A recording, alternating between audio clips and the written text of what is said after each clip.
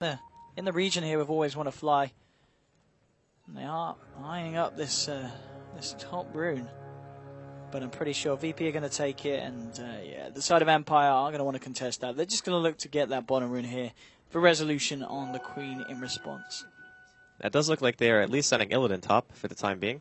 And that means that it's going to be Phobos versus Sand King. Okay, so melee versus Sand King. Sand King actually does very well in these matchups.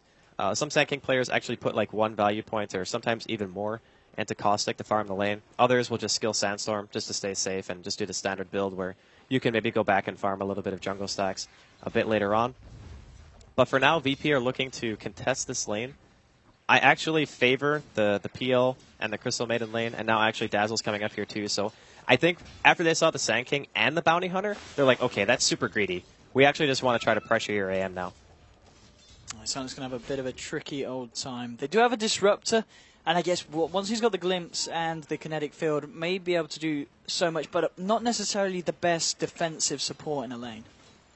Well, the biggest issue is, even if you had a defensive support in a situation, it doesn't matter. Like, you're still against 3 heroes. There's not one hero that's going to be able to keep you safe from this. No matter what, Silent is going to be having a really hard time finding CS against a tri-lane with a Dazzle, a CM, and a Phantom Lancer. The other thing, too, is that Always Wanna Fly can just get killed if he's out of position.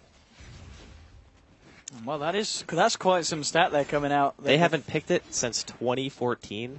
That's a fair few months ago here, so we'll see how rusty Silent is on the old AM. I'm sure he's played it outside of competitive. I'm sure they would have had a few games coming into this one and maybe looking to use it as a pick that would catch people off guard. But so far, it doesn't look like he's having a lot of fun up against the spam that Lil was able to provide there, just with the heal bomb pushing Silent right back. And mid lane, Aloha Dance just keeping eyes on G here, has yet to make a move, or at least try to, and G harassing Resolution right behind. Resolution's got to be careful. Aloha Dance just going in with some hits, just trading right clicks here with G. And again, the double D ward there with the Tangos. And that was his last sentry too, so Aloha Dance is going to know that G does not have another sentry to his name, which means that he's going to have to get some bot for him and ferry it back out here. Otherwise, Aloha Dance is going to continue to be that pesky nuisance.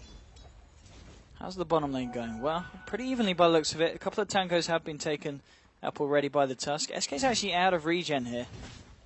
But well, he started with items that lead me to believe that he wasn't expecting a solo hero here.